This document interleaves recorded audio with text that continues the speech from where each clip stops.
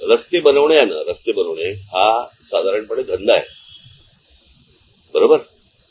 धंदा कशा अर्थाने बोलतोय मी, की टेंडर काढायची, रस्ते बांधायचे, ते खराब झालेच पाहिजेत.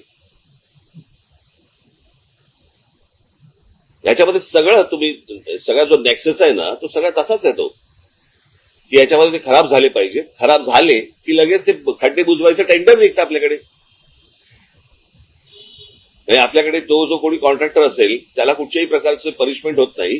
खड्डे बुजवायचं कॉन्ट्रॅक्ट निघतं, त्याच्यात करप्शन होतं, पुन्हा नवीन रस्ते बांधण्यासाठी परत नवीन टेंडर होतं.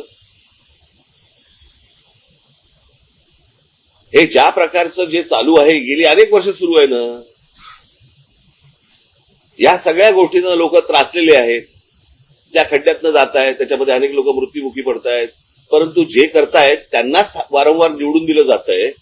आता त्यांना जर समजा पटत असेल की बाबा हे ना किती काही खड्ड्यात घाला नाही तर कशातही घाला, हे आपल्याला मतदान करणारच आहेत, हा जर विश्वास असेल, तुम्हाला आयुष्यात चांगले रस्ते मिळू शकत नाहीत. करणाऱ्याच लोकांना जर समजा तुम्ही वारंवार निवडून देणार, कसे रस्ते तुम्हाला चांगले मिळणार?